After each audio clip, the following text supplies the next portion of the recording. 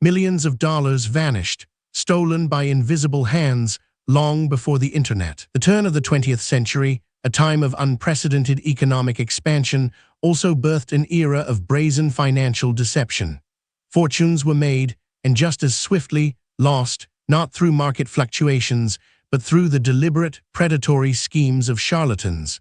This was a wild west of finance, where promises of quick riches often led to ruin. Imagine a world where anyone could sell you a piece of the sky or a gold mine that existed only on paper, with little to no legal recourse.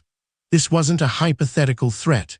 It was the harsh reality faced by countless Americans eager to invest in the burgeoning industrial age, only to find their life savings evaporate. The stakes were immense. Families lost homes, farmers lost their land, and the public trust in legitimate enterprise began to erode. The sheer scale of these frauds demanded a response, a bulwark against the tide of avarice and deceit that threatened the very fabric of American prosperity. Enter the blue sky laws, a curious, almost poetic name for legislation born out of desperation. The moniker itself paints a vivid picture, a fraudster so audacious they'd sell you shares in a company whose only asset was the blue sky above.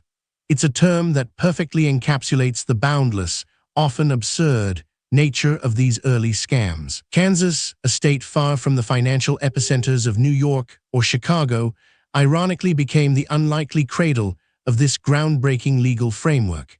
Its agricultural heartland, populated by hardworking individuals, proved particularly fertile ground for unscrupulous promoters peddling dubious schemes. In 1911, under the leadership of Governor Walter R.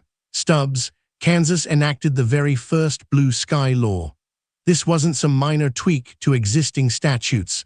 It was a radical departure, demanding that investment opportunities be legitimate, that they possess tangible assets beyond mere speculative hope. The law aimed to protect investors from what Stubbs famously called speculative schemes, which have no more basis than so many feet of blue sky. It required promoters of stocks, bonds, and other securities to register with the state and provide comprehensive details about their offerings. This meant transparent disclosure of assets, liabilities, and the very nature of the business. No longer could a slick salesman simply spin a yarn about future profits. They had to prove the substance behind their promises. It was an unprecedented step towards investor protection. The immediate impact was profound.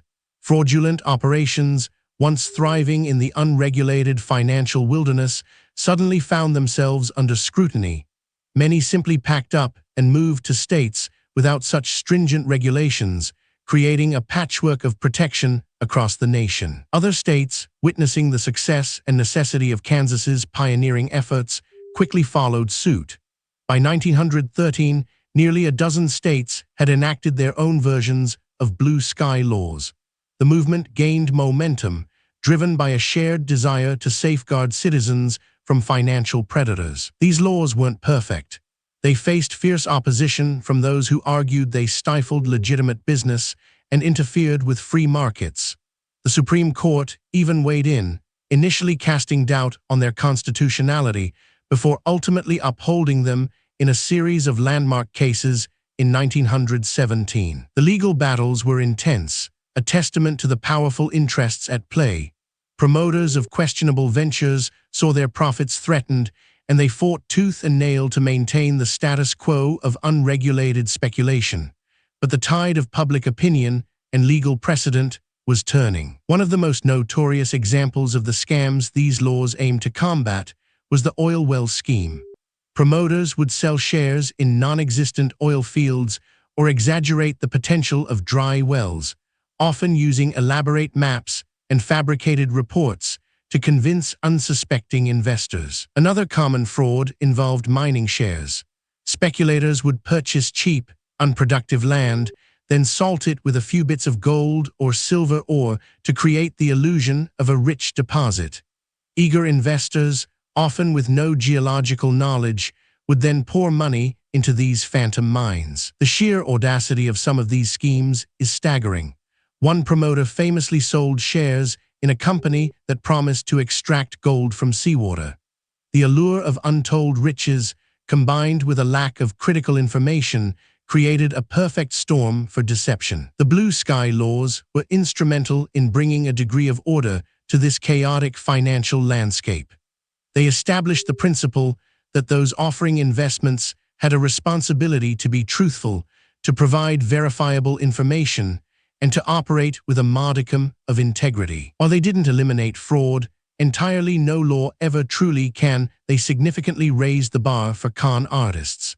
The days of simply selling blue sky without consequences were slowly drawing to a close, forcing scammers to become more sophisticated, more elaborate. These early state regulations laid the groundwork for federal securities laws, most notably the Securities Act of 1933 and the Securities Exchange Act of 1934, enacted in response to the Great Depression and the rampant abuses of the 1920s. The legacy of the blue sky laws is undeniable.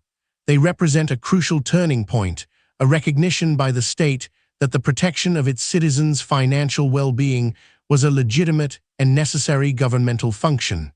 They shifted the burden of proof, however slightly, onto the seller. Today, every state in the U.S. has its own version of blue sky laws, working in conjunction with federal regulations to oversee the sale of securities. They are a constant reminder that vigilance against financial deception is an ongoing, evolving battle. From the pump and dump schemes of penny stocks to the complex crypto scams of the digital age, the fundamental human vulnerability to the promise of quick wealth remains. The methods change, but the underlying psychology of deception endures. The blue sky laws were a raw, early attempt to draw a line in the sand, to separate legitimate opportunity from outright fraud. They serve as a powerful historical lesson that even the most seemingly outlandish scams can flourish in an unregulated environment, and that proactive measures are always essential. Their story reminds us that the fight for financial integrity is not a new one, but a continuous effort, constantly adapting to new forms of deception. The blue sky may still be sold, but now, at least, there are legal frameworks in place to demand some tangible assets beneath it. Next, we'll delve into the fascinating and often bizarre history of medical quackery and how early